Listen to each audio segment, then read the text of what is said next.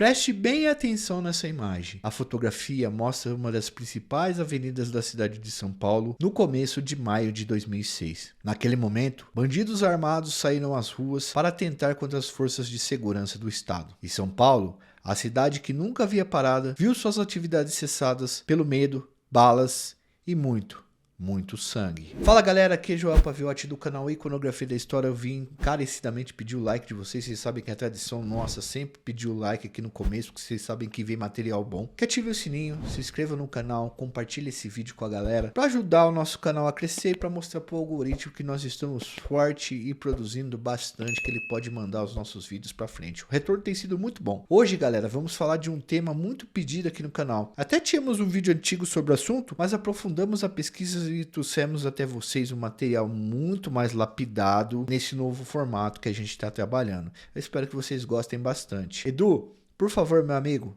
roda a vinheta.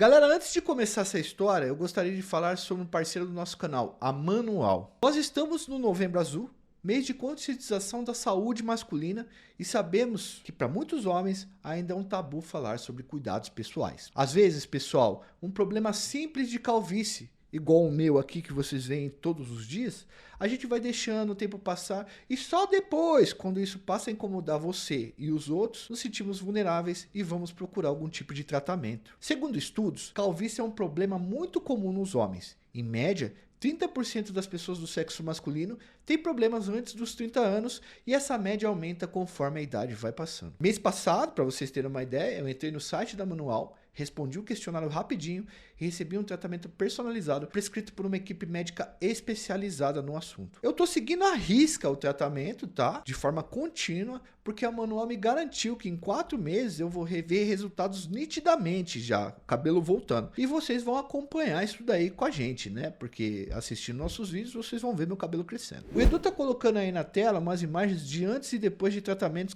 para vocês verem aí como é que o negócio funciona de verdade. Tanto em casos mais leves, quanto em casos mais avançados. E como vocês já sabem, né, pessoal, é de praxe aqui, quem vira parceiro do nosso canal também tem que oferecer uma oferta para vocês, que são o nosso público. A gente conseguiu uma oferta exclusiva de 40% de descontos e uma necessária exclusiva para quem fizer o primeiro pedido. Tá? Então você vai levar os produtos e ainda uma bolsa para guardar esses produtos. É só clicar no link da descrição ou acessar o QR Code que está na tela e inserir o cupom Iconografia. Faz isso agora que esse cupom é limitado, beleza? Não vai durar para sempre. Você vai responder um questionário, receber um tratamento personalizado prescrito por um médico especializado, vai receber os produtos em casa com frete grátis, numa embalagem discreta e uma necessaire exclusiva de brinde e conseguir ainda, depois de tudo isso, 40% de desconto no primeiro pedido. Agora, terminando de falar sobre o nosso parceiro, bora para a história. Vamos lá, esse é um tema bastante delicado. Ele ocorreu há menos de 20 anos atrás, então assim, ó, ainda estamos descobrindo como tudo aconteceu e por quê. Há um mantra entre os historiadores, e a gente é um canal de história, que diz que todo fato histórico precisa de um tempo para ser entendido. Talvez precisemos de mais tempo para uma melhor compreensão e outros fatos apareçam no decorrer dos anos. Mas o que foi escrito até agora sobre esse assunto já dá um bom material para a gente fazer um vídeo para vocês. Gente, é assim, a gente faz um trabalho sério aqui, cita livros e artigos, a gente estuda tudo isso daí, faz uma pesquisa muito séria e a gente vai usar aqui 2 livros e 3 artigos científicos para montar o que a gente está falando, tá bom? Um desses é o livro Cobras e Lagartos, de Josmar Josino, que é um grande conhecido nosso aqui. Inclusive o Lucas Josino, que é filho dele, é conhecido, amigo meu aí. Lucão, um abraço pra você. Sonho nosso é entrevistar seu pai aqui, que viu toda a organização criminosa aí crescer, nascer e crescer, né? E registrou isso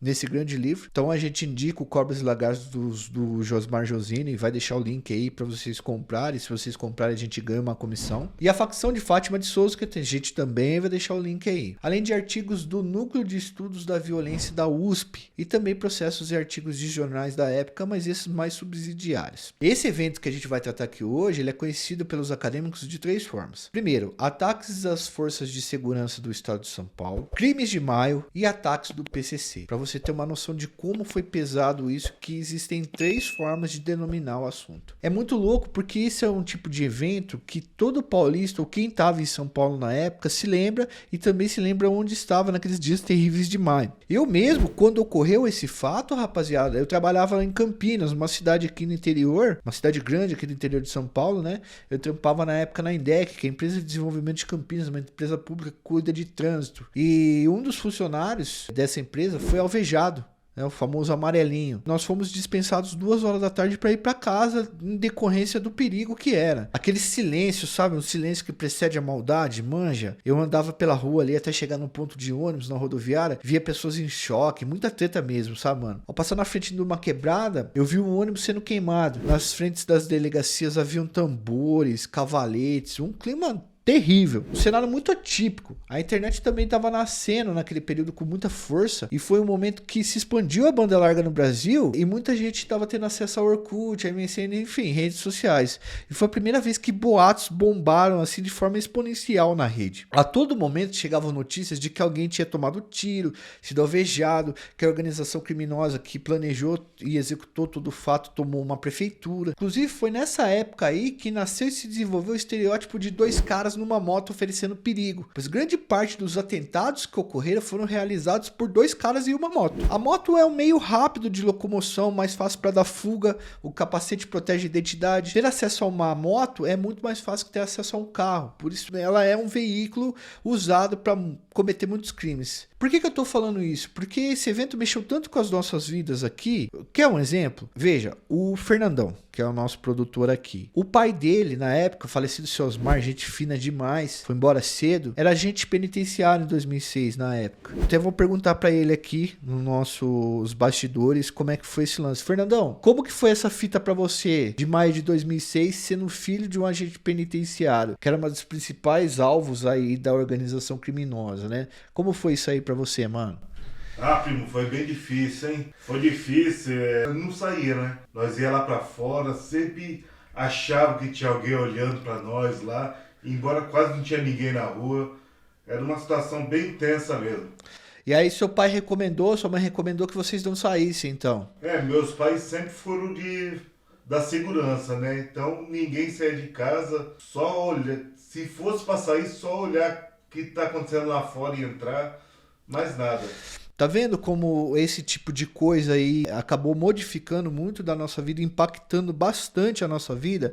Então a gente vai falar de um fato, não só que foi estudado por nós, mas que também foi vivido por nós na pele, né? Essa introdução, galera, é para mostrar o quanto essa fita impactou as nossas vidas. A gente usa esse método em vários vídeos, é um método de roteiro, né? Fatos históricos só têm relevância se nos impactam de alguma maneira. Esse método que a gente usa chama-se método da microhistória. A gente adotou esse método do livro O Queijo e os Vermes, de um historiador chamado Carlos Ginzburg. Recomendamos muito para vocês e vamos deixar o link para vocês comprarem. Para vocês entenderem que é essa metodologia de criação de roteiro, é assim, ó, a gente parte da nossa vida para entender o que está acontecendo no contexto geral. Então, a partir daquele dia que eu estava voltando para casa, a partir do momento que o Fernandão estava com medo e não podia sair de casa, a gente começa a desenrolar o que estava acontecendo em contexto mais geral. Bom, vamos lá. O primeiro comando da capital nasceu nas cadeias do estado de São Paulo e em pouco mais de uma década acabou tomando conta do sistema penitenciário paulista e brasileiro. Isso não é segredo para ninguém. Nós já contamos bastante a história do comando aqui, temos uma playlist com todos os fundadores, a história de todos os fundadores. Procurem aí que vocês vão encontrar e aí vocês vão entender melhor o fato que nós estamos contando a partir desses vídeos. O fato, galera, é que em 2001 os caras do comando organizaram uma baita rebelião nos presídios paulistas. Pelo menos 20 unidades prisionais se rebelaram ao mesmo tempo, o que causou uma baita de uma crise institucional nunca vista antes no governo de São Paulo. Na época, o PSDB já era governante de São Paulo, com Mário Covas, que faleceu em 2001, e quem assumiu foi Geraldo Alckmin em seu primeiro mandato. Alckmin precisava mostrar energia contra o crime. A pauta de segurança pública, pessoal, sempre foi muito importante para o paulista. Geralmente o governador que pega pesado nessa pauta aí, que promete um monte de coisa em cima dessa pauta, ele é eleito. O Alckmin consegue a reeleição e uma de suas pautas é o combate ao crime organizado, que estava de fato crescendo bastante no período. Até 2001, o governo negava a existência do comando do crime, do primeiro comando da capital. Isso mudou após rebeliões coordenadas, essa que aconteceu em 2001. Na época, a cantora Simone, em 2001, namorava com o rapper Afro X, da banda 509E, e ela estava dentro do presídio no momento das rebeliões, o que fez a mídia aumentar ainda mais a cobertura sobre o fato. Vamos então pular do ano de 2001 para o ano de 2006, agora para entender os fatos que a gente está falando aqui. A partir daqui, vocês verão uma cronologia detalhada que está no artigo de Sérgio Adorno e Carmila Nunes Dias, que eu vou pedir para colocarem a capa aqui, publicada pelo Núcleo de Estudos de Violência da USP, chamado Cronologia dos Ataques de 2006 e a Nova Configuração e Poder nas Prisões na Última Década. Vamos deixar o link de acesso do texto aí para vocês lerem na íntegra também, se vocês quiserem. Na época, pessoal, foi instaurado em 2006 uma CPI para investigar o tráfico de armas. O Marcolli, inclusive, que é considerado o maior chefe do grupo PCC, foi depor nessa investigação. No começo de maio de 2006, o Godofredo Bittencourt, diretor do DEIC, Departamento Estadual de Investigações Criminais, foi depor nessa CPI. Durante o depoimento, Godofredo disse que a segurança de São Paulo tinha informações sobre o planejamento de uma mega rebelião que iria ocorrer no dia 14 de maio. Veja, o governo ainda era assustado com aquela rebelião de 20 presídios que ocorreu em 2001, que a gente falou agora há pouco, e isso poderia se repetir no ano de 2006. O comando, galera, estaria articulando essas ações para demonstrar força e poder. Então, pessoal, a Justiça de São Paulo, com medo de ter um novo 2001, uma nova rebelião em massa, resolveu de forma preventiva transferir 765 presos influentes ligados ao comando para a prisão de segurança máxima de Presidente Venceslau e Presidente Bernardes. Lá, eles iriam ficar sem comunicação e na trancadura, mas a princípio, o comando não sabia disso, né, que o governo ia fazer. Mas essa fala foi feita dentro da CPI. O fato é que um funcionário terceirizado de uma empresa que era responsável por gravar os depoimentos da CPI do tráfico de armas, vendeu uma cópia do depoimento do chefe do DEIC, que havia avisado os deputados ali que iriam fazer essa transferência, para os membros do comando. A história chegou nas mãos das lideranças dentro dos presídios através de telefonemas. E o comando, então, passou a organizar dentro e fora dos presídios uma ação contra o Estado para conter essas transferências. E uma dessas tretas é que é o seguinte, era começo de maio, estava se aproximando o Dia das Mães. A visita de mãe em cadeia, galera, é um negócio muito sagrado pro preso. Uma das formas de manter a cadeia de boa, tranquila, sem bagunça, é garantir as visitas, principalmente das mães, né? É garantir que essas visitas ocorram. E de fato, todo mundo pode abandonar o ladrão, mas geralmente a mãe sempre tá lá. E gente, se há uma única coisa que o vagabundo respeita é a própria mãe. Dia 11 e 12 de maio se inicia então as transferências dos líderes para as cadeias de segurança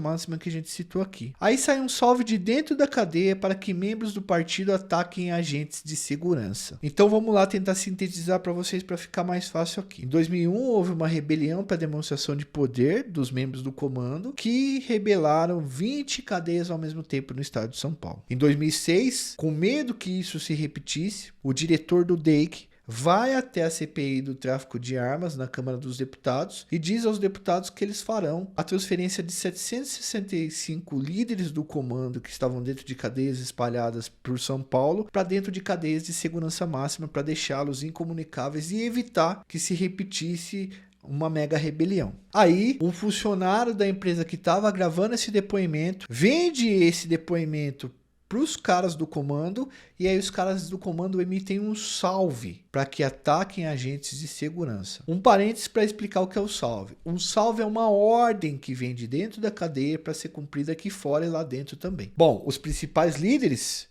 foram levados para a sede do DEIC, e o prédio do DEIC parecia um quartel de guerra, tem imagens disso daí. Nesses 2 dias, a polícia identifica pelo menos 10 execuções relacionadas aos primeiros ataques. Esses 2 dias foram muito tensos, pois os agentes de segurança, enfim, polícia, agente penitenciário, guardas municipais, foram pegos totalmente de surpresa e foram executados covardemente na pura maldade por bandidos. Até porque 11 e 12 era uma quinta e uma sexta-feira em 2006.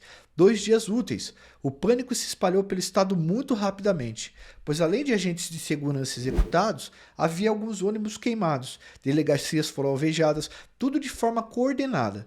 Quem estava em São Paulo na época lembra muito bem disso. Boatos, galera, se espalhavam pela internet por SMS. Foi um baita de um pânico.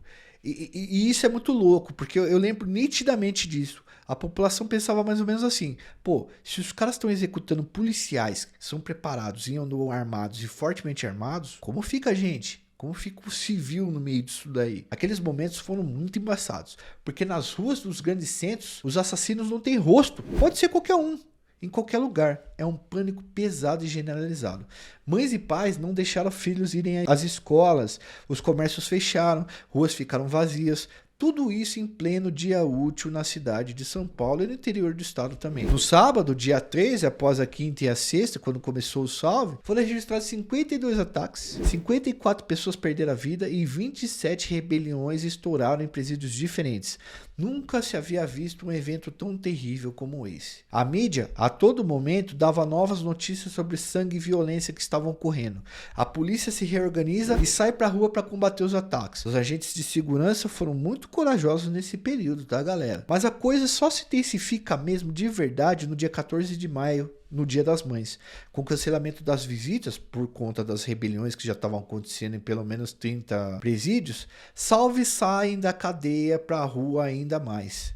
Muitos salves foram dados. Nesse dia são identificados pelo menos 53 presídios rebelados, 383 reféns e 30 pessoas perderam a vida. Entre elas, 11 agentes de segurança e 19 presos. Foi um Dia das Mães muito sangrento. Cerca de 79 mil presos estavam rebelados, ou seja, 60% dos presos do sistema estadual. Houve ataque a delegacias, cerca de 30 ônibus incendiados, causando pânico na população e problemas na mobilidade urbana. Aí o que acontece? O governo, temendo pelo pior, no meio de um caos e troca de tiro, organizou uma comitiva para ir trocar ideia com os chefes do comando na cadeia de Presidente Bernardes, para onde os líderes que estavam no DEIC, que a gente falou, foram transferidos. Essa visita, pessoal, dos representantes do governo ao presídio é uma incógnita ainda, tá? Ninguém sabe direito o que rolou lá e qual que foi a conversa. A tese de Fátima de Souza, que a gente citou no livro que a gente indicou para vocês, é que possivelmente o governo fez um acordo com os chefes do comando para cessar os ataques. Mas até hoje o governo nega que tenha sido um acordo, né? Eles disseram que foi uma conversa e impuseram que isso acontecesse.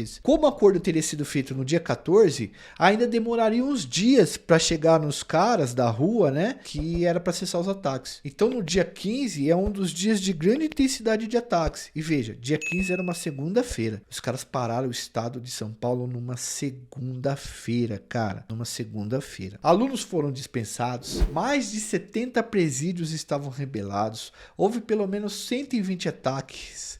Muitas pessoas perderam a vida. 95 ônibus foram queimados. Os fóruns pararam de funcionar. A Avenida Paulista ficou vazia. Os comércios fecharam, causando um prejuízo na faixa de centenas de milhões de reais. Não só na capital, mas também no interior do estado. Era pânico, muito pânico mesmo. Enquanto o salve para parar ainda não chegava para os caras, os bandidos intensificaram os ataques. Uma bomba teria sido colocada em frente ao aeroporto de Congonhas. Olha só que pesado, que caos.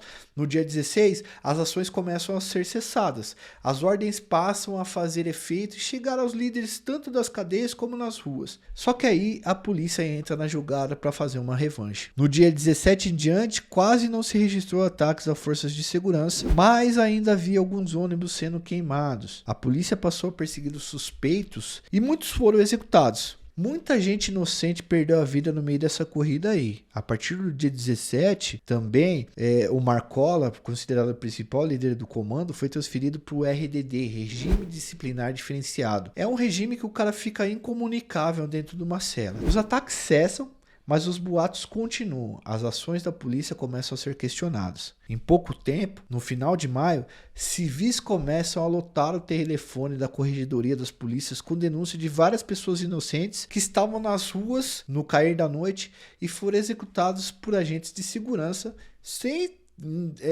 ter cometido nenhum crime. Esses fatos são considerados como os crimes de maio, e muita gente afirma que bastante inocente perdeu a vida por retaliação policial. Nesse episódio nasceu inclusive um movimento chamado Mães de Maio, formado por senhoras que perderam os filhos no meio desse conflito maluco que tomou conta de São Paulo naquele ano de 2006. Esse movimento aí, galera, é importante destacar que ele luta por justiça por conta das mortes de inocentes que aconteceram nos dias posteriores aos ataques. Aliás, há movimentos de policiais que também lutam por indenizações pela covardia que sofreram na época, sem serem avisados. Tá? Porque o Estado não avisou direito os agentes de segurança, eles não tiveram como se proteger nos primeiros dias.